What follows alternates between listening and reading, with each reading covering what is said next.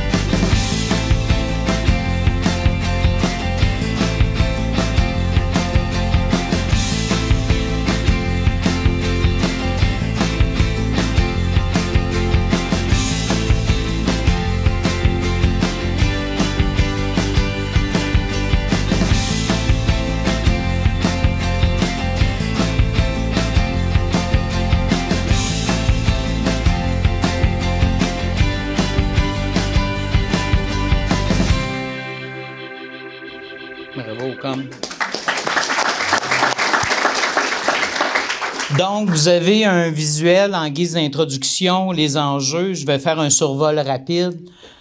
Le premier enjeu, une chance qu'on l'a eu. En 1954, il y a eu des patinoires extérieures, il y a eu la création du collège. En 1974, il y a eu la création de l'aréna. Dans les années 2000, il y a eu le pavillon des arts, il y a eu le pavillon des sports.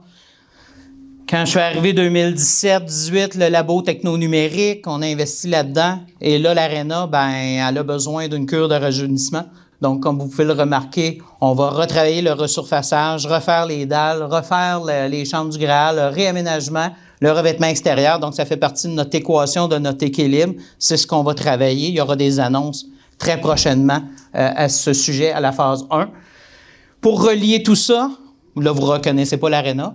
Elle est à gauche, ceux qui ne l'ont pas remarqué. On va relier toute cette dynamique scolaire, c'est-à-dire s'ajouter un plateau sportif qui va relier l'aréna et le collège pour venir consolider cette vie scolaire et sportive qu'est le Collège Claretin. Prochaine diapo, donc on vise l'ajout de plateaux, 15 concentrations. Ça donne qu'on est dans un pays nordique. Donc, qui dit pays nordique, ça nous prend un toit, ça nous prend un endroit pour pratiquer l'hiver, parce que l'été, pas d'école. Fait que, bref, on a besoin de plateaux sportifs, le basket, le volley, salle d'entraînement, salle de rencontre, estrade pour des événements. Donc, d'avoir des plateaux de badminton, etc., ça va créer de l'événementiel et ça va venir consolider nos concentrations sportives et aussi notre enseignement. Donc, on voit ici un visuel développé à l'époque dans le but de ce lancement aujourd'hui. Ça sera retravaillé dans les prochaines semaines. Prochaine diapo, on va retravailler aussi notre terrain qui est aussi le cœur et l'âme aussi du Collège Claretin, c'est-à-dire le terrain sportif extérieur. Notre objectif, c'est de le réaménager. La priorité, c'est de l'éclairer premièrement pour qu'on ait nos soirées de septembre, octobre, novembre. Même chose au printemps. Et par la suite, si on obtient une subvention, nous travaillerons le gazon synthétique. Prochain objectif, on l'a vu dans la vidéo, c'est également les milieux de vie, donc les espaces de vie. Il ne faut pas oublier qu'on est une école, donc on doit aussi s'épanouir au niveau académique. Donc on va retravailler, parce qu'on va faire de la boîte, on ne se le cachera pas. On va avoir des travaux à faire, des constructions. Fait qu'on va devoir réaménager notre milieu de vie arrière et garder cette particularité qui est près du centre-ville. On est à Vito, mais on est en campagne, donc un milieu naturel. Donc, trouver cet équilibre visuel, d'avoir des milieux pour aller enseigner dehors ou même chiller dehors et se rassembler dehors. C'est dans nos objectifs. C'est un de nos partenaires, collaborateurs de longue date avec Patrick.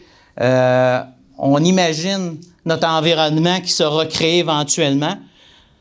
Faut le travailler, faut le penser. Faut garder notre ADN qui est le côté nature environnement à l'extérieur de la ville, mais en ville. En passant, j'ai checké sur Google Maps, là, c'est à même pas 20 minutes de marche, le centre-ville, à l'hôtel de ville.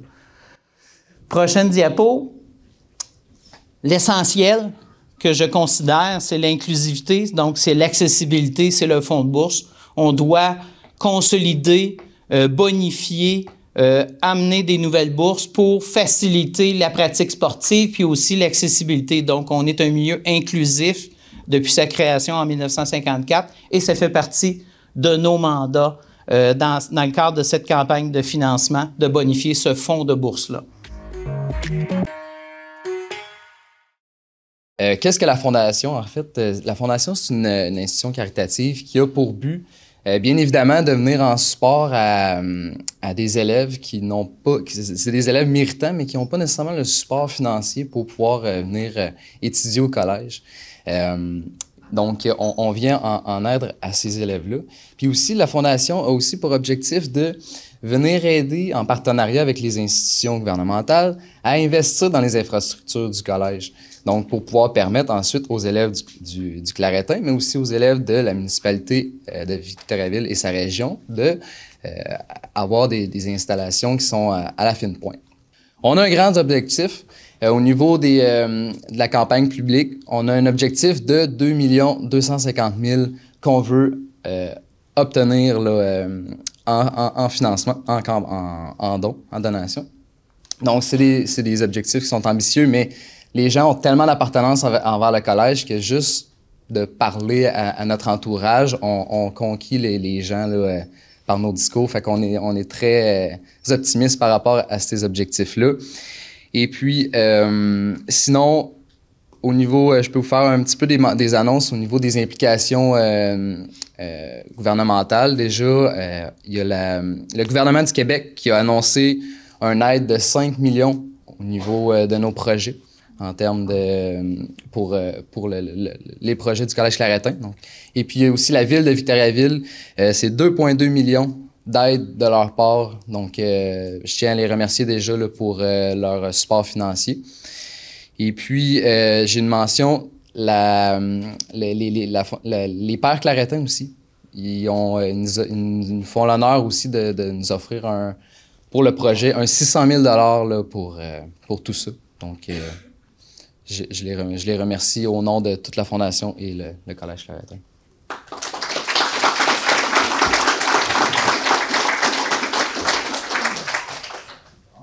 On inviterait maintenant les 3 co-présidents d'honneur de la campagne de financement. 3 de mes anciens élèves, M. Bruno-Pierre Desrochers, M. François-Xavier Grégoire et M. Charles-Olivier Dumont, à prendre la parole. En fait, ce qui a motivé, Grégoire Desrochers à s'impliquer auprès de la Fondation, c'est pas compliqué. Écoutez, moi, j'ai un petit gars d'1 an et peut-être d'autres à suivre aussi. C'est sûr que nous, ce qu'on voulait, c'est léguer quelque chose à la communauté. Donc, par ce fait-là, en s'impliquant de cette manière-là, ça nous permet justement de pouvoir espérer que nos enfants aient ce que nous, on a eu, mais en meilleur encore, parce qu'on essaie toujours de s'améliorer. Donc, je pense que des projets qui s'en viennent dans les prochains mois, années, vont permettre justement à toute la région, hein, c'est pas juste les élèves du collège qui vont bénéficier de ça, mais c'est aussi la communauté là, de Victoriaville et de la région, les entreprises qui vont avoir vraiment un attrait avec, je pense, les projets qui s'en viennent pour attirer des gens au sein de leur entreprise. On veut pouvoir redonner à la collectivité via ces belles installations-là, mais aussi via les bourses. Les bourses qui permettent non seulement de souligner la performance des jeunes et des sportifs, mais aussi de permettre à des familles d'accéder au collège qui n'en auraient pas nécessairement eu les moyens.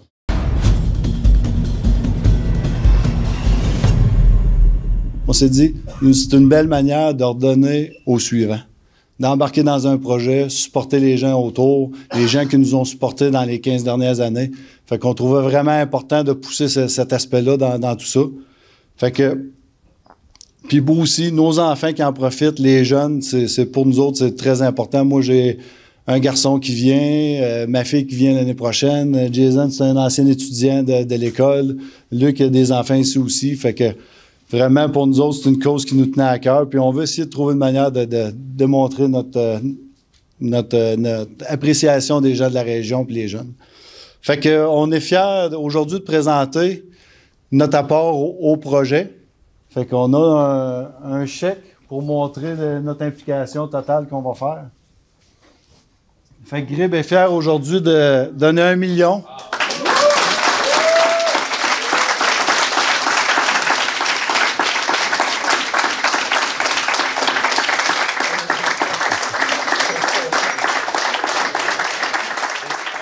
Vous avez tous eu la même réaction que moi, hein? Wow! C'est un mariage naturel, c'est un mariage pour nos jeunes, un mariage pour la collectivité, c'est un beau legs, autant pour nos élèves que la communauté. Bientôt, je serai probablement un jeune retraité, j'espère en forme, qui pourra bénéficier de ces installations. Donc, merci à Grib de croire en notre projet, d'oser, de voir grand. Avec un gros merci, on peut même les applaudir à nouveau.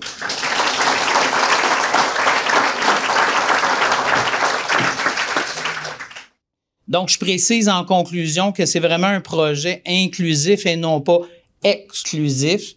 Donc, bravo. Puis, l'invitation est lancée à tout le monde de se joindre à la danse, de joindre pour poursuivre l'effet Claretin, qui est un effet Claretin pour la vie. Merci.